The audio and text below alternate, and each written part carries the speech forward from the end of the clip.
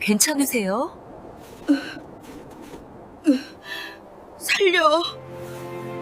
줘. 눈 쌓인 산길에서 옛날 옛적 강원도 깊은 산골에 도담골이라는 작은 마을이 있었습니다. 도담골은 산으로 둘러싸인 오지였습니다. 봄에는 철쭉이 피어나고 여름에는 계곡물이 시원하게 흘렀으며 가을에는 단풍이 온 산을 물들였습니다. 하지만 겨울은 달랐습니다. 눈이 허리까지 쌓이면 마을은 세상과 단절된 듯 고요해졌지요. 그해 겨울도 그랬습니다. 그 마을 산 중턱 사람들의 눈길이 잘 닿지 않는 곳에 작은 움막 하나가 있었습니다.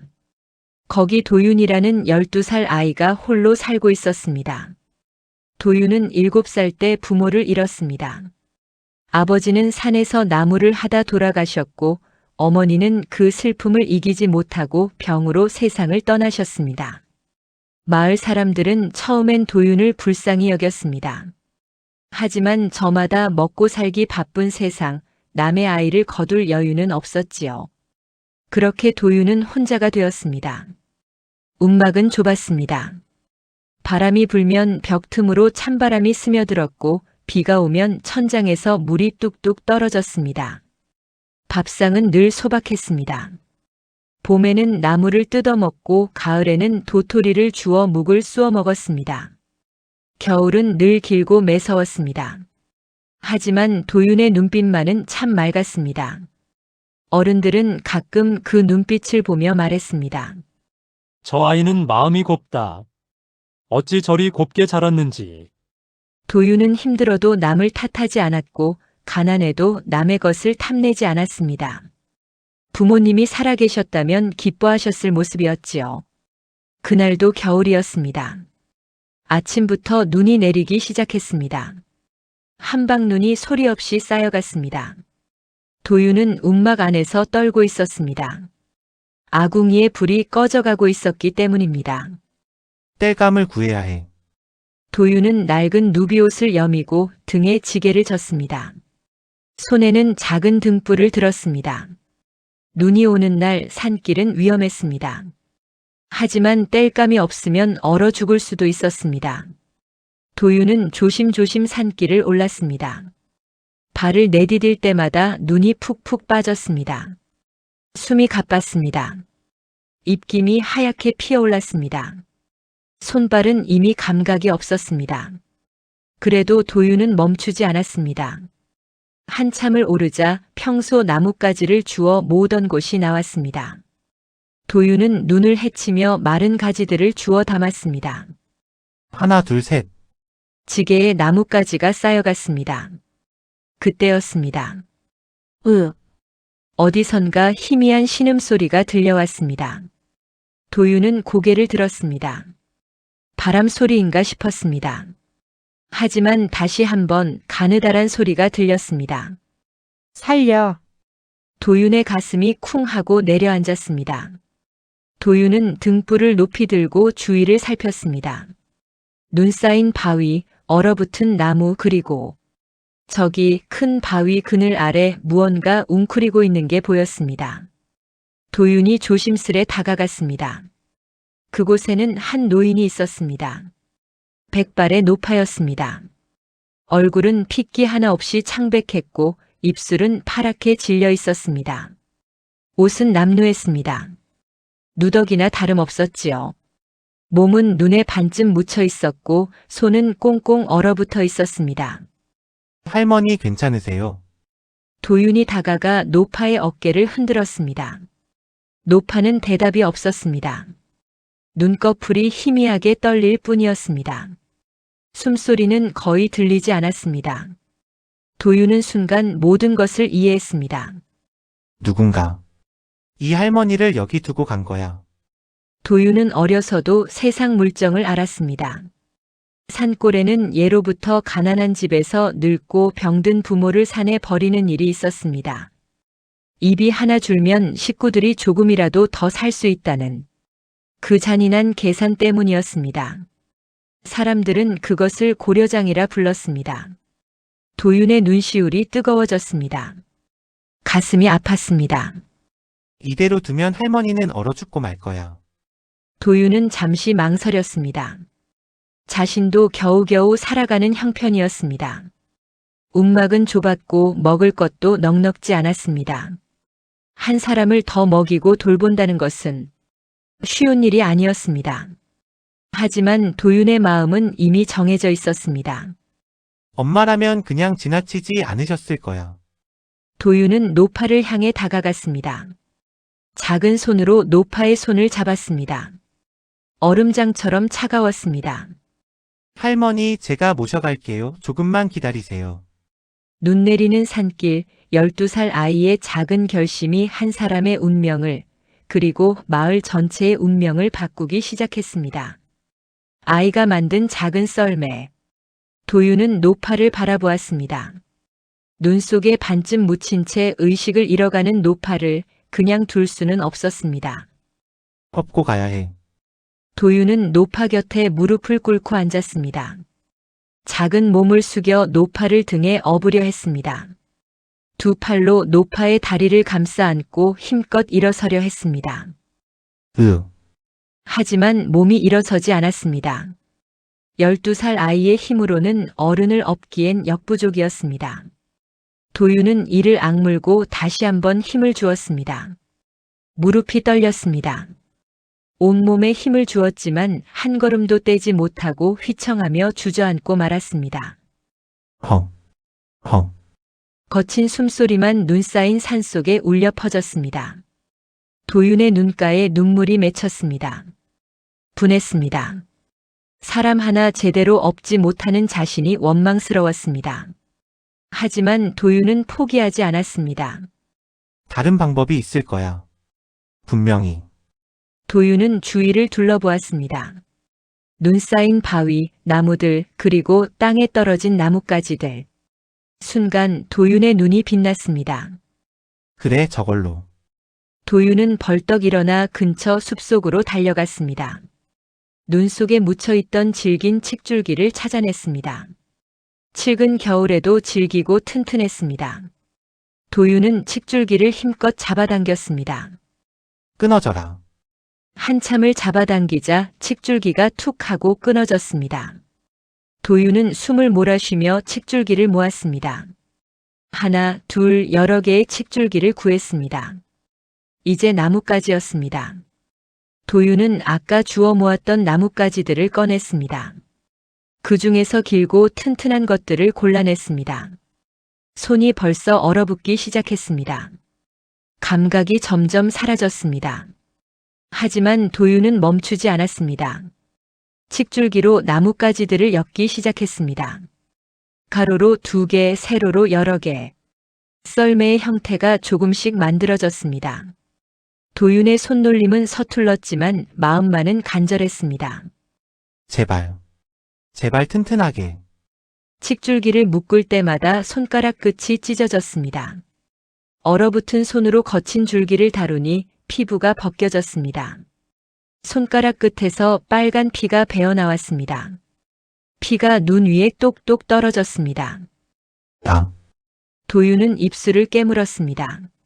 아팠습니다. 손이 떨렸습니다. 하지만 멈출 수 없었습니다. 저 노파를 살려야 했습니다. 한참이 지나자 작은 썰매가 완성되었습니다. 썰매는 보잘것없었습니다. 투박했고 삐뚤빼뚤했습니다. 하지만 도윤은 자랑스러웠습니다. 자신이 만든 것이었으니까요. 도윤은 조심스럽게 노파를 썰매 위에 눕혔습니다. 노파는 여전히 의식이 없었습니다. 하지만 희미하게 숨을 쉬고 있었습니다. 도윤은 자신의 누비옷 겉저고리를 벗어 노파에게 덮어주었습니다. 할머니, 조금만 참으세요. 제가 꼭 데려갈게요. 도윤은 썰매에 묶인 칡줄을 양손으로 꽉 잡았습니다. 심호흡을 한 번 하고 힘껏 잡아당겼습니다. 썰매가 움직였습니다. 눈 위를 미끄러지며 천천히 나아갔습니다. 도윤의 얼굴이 붉어졌습니다. 온 힘을 다해 줄을 당겼습니다. 발이 눈 속에 푹푹 빠졌습니다. 한 걸음 떼기가 힘들었습니다. 조금만. 조금만 더 가면 돼요. 도유는 스스로에게 그리고 노파에게 말했습니다. 눈길은 미끄러웠습니다. 한 걸음 나아가면 반 걸음 뒤로 밀렸습니다. 바람이 매섭게 불어왔습니다. 눈보라가 얼굴을 때렸습니다. 도윤의 손은 이미 피로 물들어 있었습니다. 칡줄이 손바닥을 파고들었습니다. 아팠습니다. 너무 아팠습니다. 하지만 도윤은 줄을 놓지 않았습니다. 우리 집이 금방이에요. 조금만 더. 한 걸음, 또 한 걸음. 도윤은 넘어졌습니다. 눈 속에 얼굴을 박았습니다. 차가웠습니다. 온몸이 떨렸습니다. 일어서고 싶지 않았습니다. 그냥 여기서 쉬고 싶었습니다. 하지만 도윤은 고개를 돌려 뒤를 바라보았습니다. 썰매 위에 누운 노파가 보였습니다. 눈 속에서 떨고 있는 노파가 보였습니다. 일어나야 해. 할머니를 살려야 해. 도윤은 이를 악물고 일어났습니다. 다시 줄을 잡았습니다. 다시 걸었습니다. 넘어지면 일어나고 미끄러지면 다시 걸었습니다. 얼마나 지났을까요? 도윤의 눈앞에 익숙한 움막이 보였습니다. 자신의 집이었습니다. 도윤은 마지막 힘을 짜내어 썰매를 움막 앞까지 끌고 왔습니다. 다 왔어요, 할머니. 우리 집이에요. 도윤은 그 자리에 주저앉았습니다. 숨이 턱까지 차올랐습니다. 온몸에 힘이 하나도 남아있지 않았습니다. 손에서는 여전히 피가 흘렀습니다. 하지만 도윤은 웃고 있었습니다. 해냈으니까요. 노파를 살렸으니까요. 눈은 여전히 내리고 있었습니다. 하지만 도윤의 가슴 속에는 따뜻한 무언가가 타오르고 있었습니다. 그것은 한 사람을 살린 기쁨이었습니다. 포기하지 않은 자신에 대한 자랑스러움이었습니다.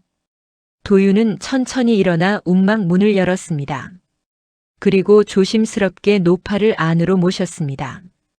긴 겨울밤 작은 움막에 두 사람의 인연이 시작되고 있었습니다. 움막 문을 열자 차가운 공기가 얼굴을 때렸습니다.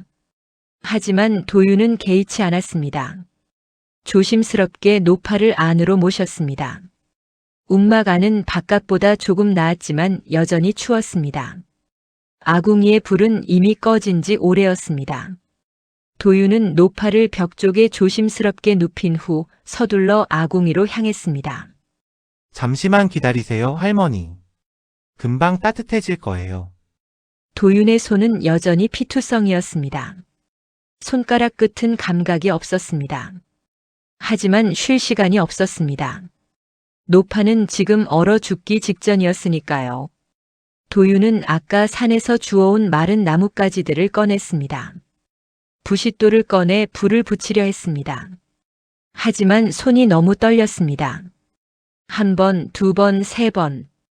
불씨가 일어나지 않았습니다. 제발. 도윤은 이를 악물고 다시 시도했습니다. 10번째쯤 되었을 때 작은 불씨가 일었습니다. 도윤은 조심스럽게 불씨를 나뭇가지에 옮겼습니다. 후후 불며 정성스럽게 바람을 불어넣었습니다. 타닥. 불이 붙었습니다. 도윤은 천천히 나뭇가지를 더 넣었습니다. 불길이 점점 커졌습니다. 아궁이에서 따뜻한 기운이 퍼져나가기 시작했습니다. 도윤은 비로소 안도의 한숨을 내쉬었습니다. 이제 먹을 것이었습니다. 도윤은 움막 구석에 있는 작은 독을 열었습니다. 그 안에는 도토리가 담겨 있었습니다. 가을에 정성스럽게 주워 모은 도토리였습니다. 겨울 내내 아껴 먹으려던 귀한 양식이었지요. 도윤은 망설이지 않았습니다. 도토리를 한 움큼 꺼냈습니다. 이미 껍질을 벗기고 말려둔 것이었습니다. 도윤은 맷돌에 도토리를 갈기 시작했습니다. 드르륵, 드르륵. 맷돌 돌아가는 소리만이 움막 안에 울려 퍼졌습니다. 도윤의 팔은 아팠습니다. 온몸이 지쳐 있었습니다. 하지만 손을 멈추지 않았습니다. 한참 후 도토리 가루가 만들어졌습니다. 도윤은 작은 솥에 물을 붓고 도토리 가루를 풀었습니다. 천천히 저으며 끓이기 시작했습니다. 보글보글. 죽이 끓기 시작했습니다. 구수한 도토리 향이 움막 안을 채웠습니다. 도윤은 나무 주걱으로 계속 저었습니다. 눌지 않게 골고루 익도록. 그 사이 도윤은 노파를 살폈습니다. 노파는 여전히 의식이 희미했습니다. 하지만 조금 전보다는 나아 보였습니다. 아궁이의 따뜻한 기운 덕분이었지요. 도윤은 자신이 쓰던 누더기 이불을 가져다 노파에게 덮어주었습니다. 그리고 다시 죽을 저었습니다. 드디어 죽이 다 익었습니다. 도윤은 움막에 있는 유일한 그릇에 죽을 담았습니다. 김이 모락모락 피어올랐습니다. 도토리 죽은 참 소박했습니다. 아무것도 넣지 않은 그저 도토리와 물뿐이었습니다. 하지만 도윤에게 있는 전부였습니다. 도윤은 조심스럽게 노파를 일으켰습니다. 노파의 몸을 벽에 기대게 하고 그릇을 받쳐들었습니다. 할머니 드세요. 따뜻할 때 드셔야 해요. 노파의 눈꺼풀이 천천히 떨렸습니다. 그리고 조금씩 눈을 떴습니다. 흐릿한 눈동자가 도윤을 바라보았습니다. 그리고 그릇을 바라보았습니다. 김이 피어오르는 도토리죽. 노파는 그릇을 바라보며 한참 말이 없었습니다. 그저 멍하니 죽을 바라보고만 있었습니다. 이걸 나에게 주느냐? 노파의 목소리는 갈라져 있었습니다. 오랫동안 말을 하지 않았던 것 같았습니다. 그 목소리에는 믿을 수 없다는 듯한 떨림이 담겨 있었습니다. 도윤이 환하게 웃었습니다. 할머니가 먼저 드셔야죠. 따뜻해지셔야 하니까요. 도윤은 작은 숟가락으로 죽을 떠서 노파의 입으로 가져갔습니다. 노파는 떨리는 입술을 열었습니다. 도윤이 조심스럽게 죽을 먹였습니다. 노파의 목구멍으로 따뜻한 죽이 넘어갔습니다. 그 순간이었습니다.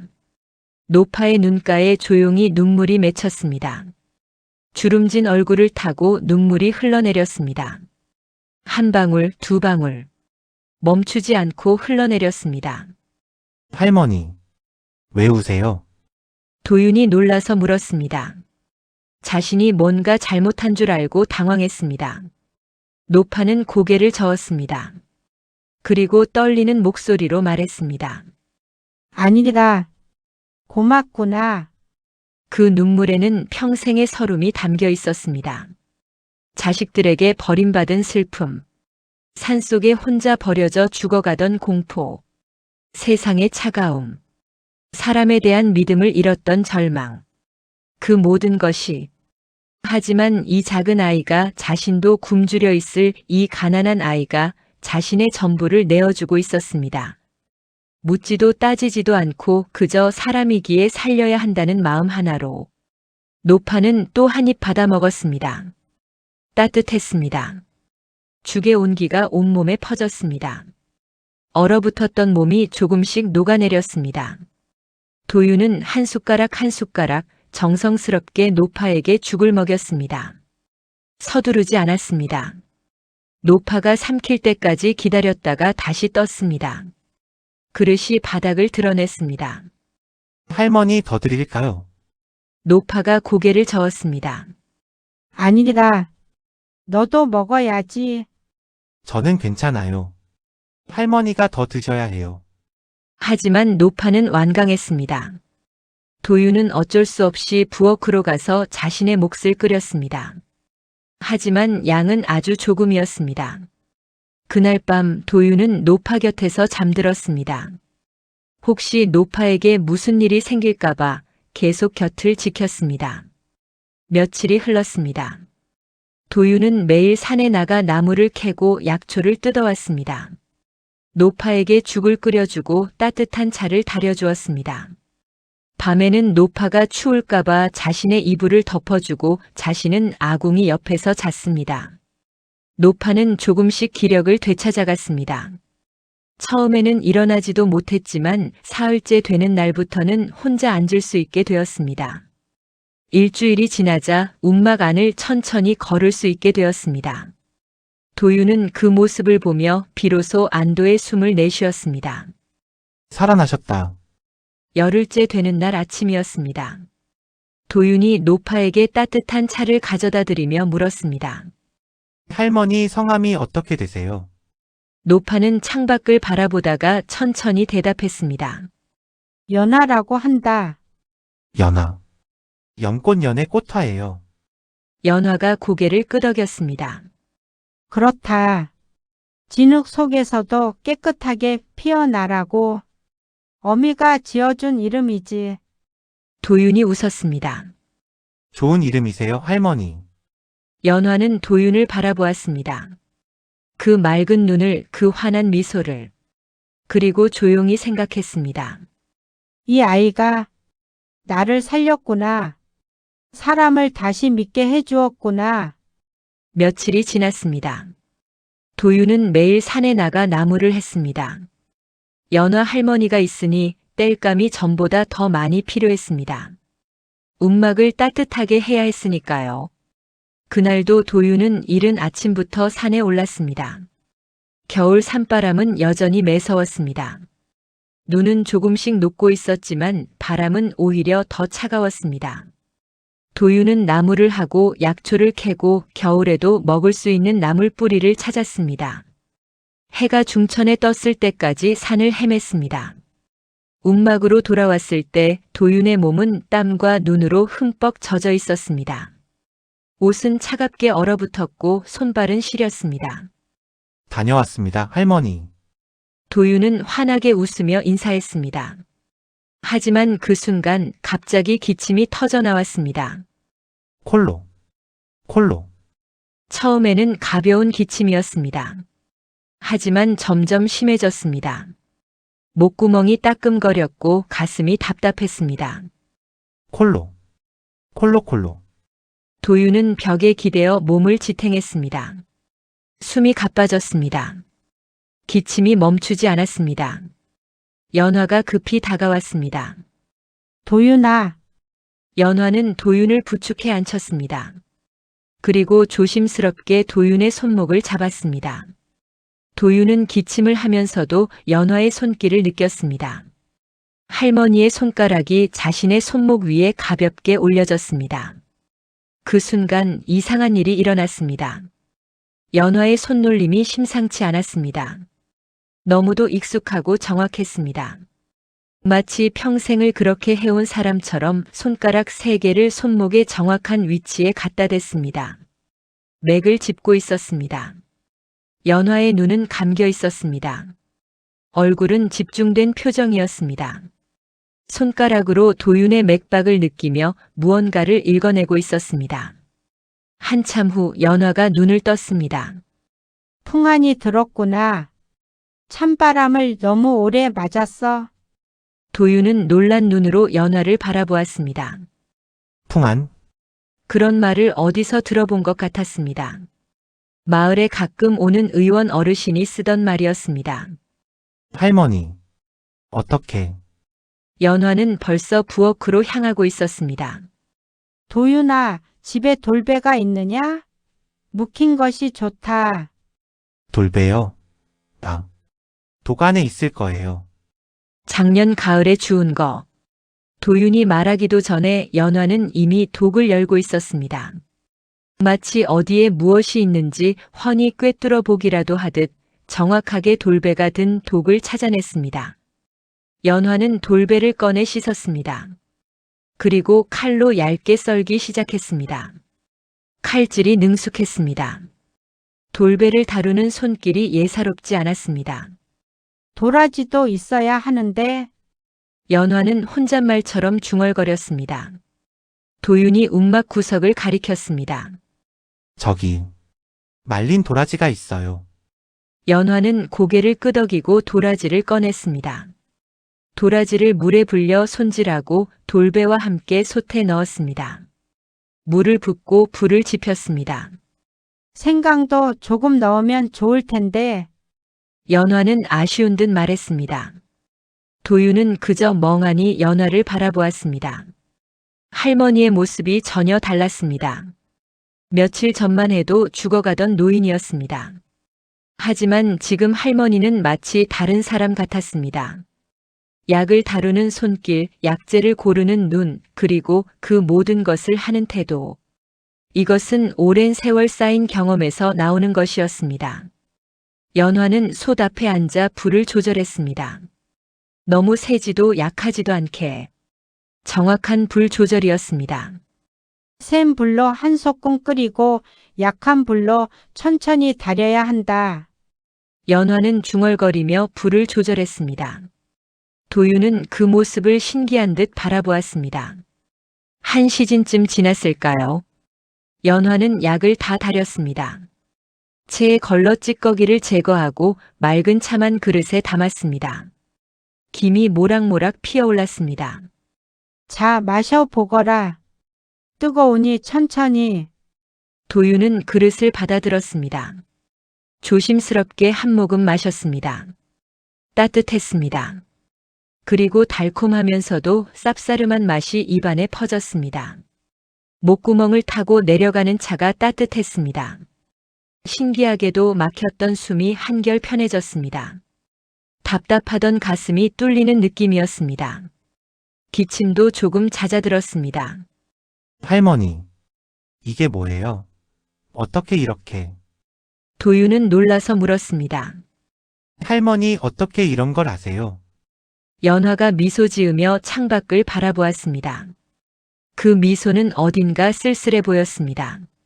산에서 오래 살면 별걸 다 배우게 된다. 하지만 도유는 알 수 있었습니다. 그것이 전부가 아니라는 것을. 할머니의 손길은 단순히 산에서 배운 것이 아니었습니다. 맥을 짚는 방법, 약재를 고르는 눈, 정확한 불 조절, 약을 다리는 순서. 이 모든 것은 오랜 수련이 필요한 것들이었습니다. 연화 할머니는 무언가를 숨기고 있었습니다. 하지만 도유는 묻지 않았습니다. 누구에게나 말하고 싶지 않은 과거가 있다는 것을 어린 나이에도 알고 있었으니까요. 고맙습니다, 할머니. 도유는 그저 고마움을 표했습니다. 연화는 도윤의 머리를 쓰다듬었습니다. 내가 나를 살렸으니 내가 너를 돌보는 것은 당연하지. 그날 이후 도윤은 연화를 다른 눈으로 보게 되었습니다. 그저 불쌍한 노인이 아니라 깊은 사연을 간직한 누군가로. 그리고 연화의 마음속에는 오래된 기억들이 하나둘 떠오르기 시작했습니다. 숨겨두었던 과거가 조용히 깨어나고 있었습니다.